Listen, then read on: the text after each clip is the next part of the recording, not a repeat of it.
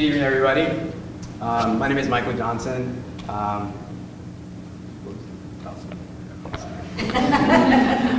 Sorry, I like to walk around when I talk. But no, I'm excited to kick off the Civic Fellow Symposium. A lot of students have done some amazing work over the summer. I'm excited to hear about you all's presentations. So I and 5 other fellows had the opportunity to intern in the Virginia Governor's Children's Cabinet. This is a statewide entity with the goal of a policy-driven approach to ensuring the well-being of children from 0 to 21. Although it's a statewide entity, I want to focus specifically on Richmond and the systemic issues that it faces, mostly due to most of our familiarity with the region, but also because it serves as a critical area of focus of the Governor's Children's Cabinet. So the first issue that I'm going to focus on is the concentrated poverty within Richmond. Approximately 60% of people living in poverty in the city live in only about 2% of the total land area. And the graph's a little bit cut off, but if you can see on the graph, this concentrated poverty is largely also segregated by race as well. The orange dots represent high poverty and mostly Black and Hispanic schools. The lighter areas represent areas in which there's a higher concentration of minority populations. So with the overlap between the orange dots as well as the lighter areas, you can see that Richmond is not only segregated by race, but is also segregated by socioeconomic status. And then the next 2 issues which I want to focus on are housing as well as education. Currently, only 19 out of 44 Richmond public schools are fully accredited. The black dots you can see in this map are schools in which the accreditation has been fully denied. The red dots are schools in which the accreditation has been partially denied. Again, you can see a heavy concentration between the red dots and black dots within inner city Richmond as well as parts of Western Henrico. But you can also see an overlap between the darker hues of orange, which represent higher rates of subsidized housing, which also is largely associated with poverty. So you can see with this graph a strong relationship between areas of concentrated poverty as well as school accreditation standing. And lastly, finally, we notice a similar situation with health, as health opportunity remains very low within Richmond, as you can see, as well as other parts of Western Henrico. So all these maps and data are not to present Richmond as broken. I don't want to present it as a lost case, but I do want to reflect that the issues facing the children and students within Richmond are interconnected and they're not isolated. And so essentially a comprehensive policy approach must be implemented to achieve, must be implemented to fix the comprehensive and systemic issues which face Richmond. And this is where the Children's Cabinet comes in. So it was created in 2014 by an executive order by Governor Terry McAuliffe. And it's unique because it does not exist within one particular department or agency. It's comprised of 4 different secretariats. It's comprised of the Office of Education, the Office of Health and Human Resources, Office of Public Safety and Homeland Security, the Office of Commerce and Trade. Currently, it has 2 main initiatives, which are the Classrooms Not Courtrooms initiative, which is aimed at reducing suspensions, expulsions, and referrals to law enforcement, particularly for students of color and students with disabilities, which experience referrals at a disproportionate rate. And lastly, the Challenge Schools initiative, which is aimed at improving the educational outcomes for students within the 3 areas under its purview: Richmond, Petersburg, as well as Norfolk. So I wanted to take a brief aside for a second just to talk about the actual work that I did day to day within the Children's Cabinet. So my primary responsibility was to conduct the preliminary data gathering and research for our Fiscal Mapping project. And this was a tool to identify funding streams for all children's support services provided by state agencies from the ages 0 to 21. So essentially, the goal was to present a clear snapshot of where our funding comes from and how we use that funding to support children's support services. And so I want to include this graph. This was completed by the Office of Children's Affairs by Denver.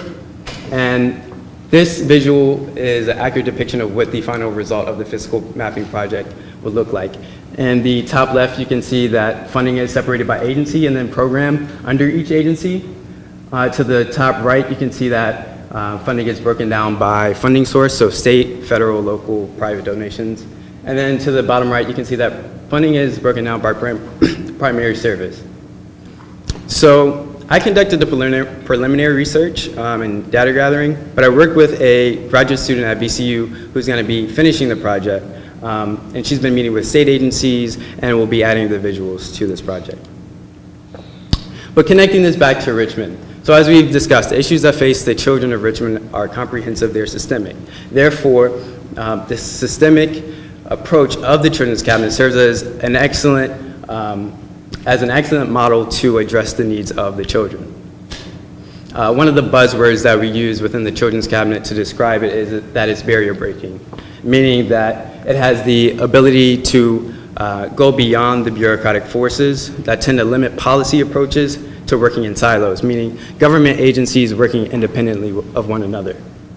Since it doesn't exist within one particular department, it has the ability to coordinate between agencies, to identify common goals, to leverage resources, and to implement a strategy to achieve those goals. Additionally, it serves as an intermediary between state agencies and local stakeholders who often don't interact much together, so it adds clarity both to the state agencies as well as the local stakeholders. So essentially, it looks at the entire picture, and this is exactly why the approach of the Children's Cabinet can have a tremendous impact within Richmond. It has had a tremendous impact already in Petersburg in a very short time. And you can see this in the graph to the left, as chronic absenteeism has decreased by more than 10% within 3 years, as well as an additional almost 50,000 breakfast meals have been served in elementary schools in a very short period of time. So the goal is to replicate the success strategies in Petersburg and implement them in Richmond. But Richmond has significant challenges which has slowed down the progress, and they haven't witnessed as much progress as Petersburg.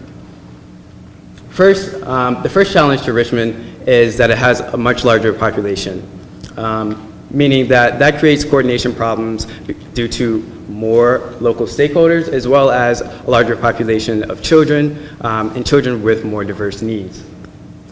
The second challenge is that it has a limited capacity.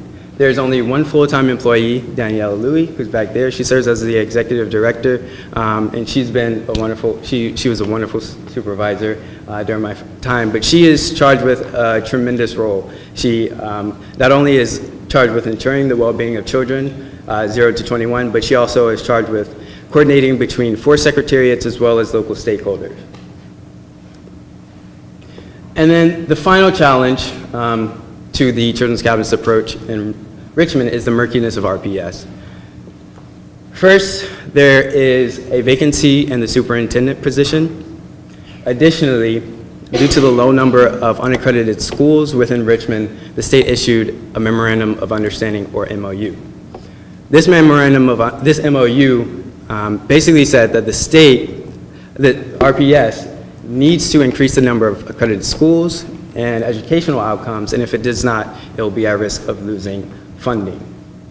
Now, this creates huge pressure and emphasis on instruction, and takes away focus from providing those support services and providing those wraparound services that we know can greatly impact the life of a child.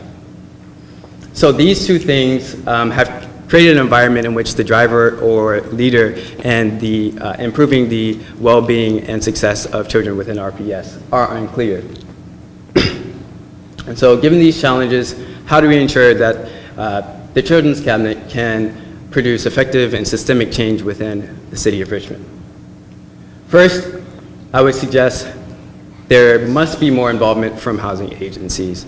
As we discussed earlier, Richmond has very comprehensive issues, and housing usually is at the center, and it has a strong relationship with all the factors that we listed: education, health, poverty. Particularly given Richmond's context of being historically, having historical, socioeconomic, and racial segregation, I believe that housing agencies should be at the center of pushing forward a comprehensive policy approach. Secondly, I would argue that there needs to be a state mandate for the Children's Cabinet to ensure its sustainability beyond whoever gets elected as governor. Essentially, since it was created by an executive order, any individual who is elected as governor can decide to terminate the Children's Cabinet and the work that they have done. Lastly, I would argue to increase the number of full-time employees of the Children's Cabinet. Daniela can tell you more than anybody, the onboarding of 6 fellows over the summer was a huge relief for her. And this additional staff would not only allow the Children's Cabinet to have greater exposure, but also allow the Children's Cabinet to have greater focus on all of the areas and issues under its purview. So through these 3 measures, I would argue that the Children's Cabinet can ensure sustainability as well as achieve long-term systemic change within the city of Richmond and throughout Virginia as a whole. So this concludes my presentation. Thank you to the CCE. Without you all, this would not be possible. And thank you, Daniela, for trusting me to, come and work in the Children's Cabinet. And thank you for everybody that came out to support. Thank you.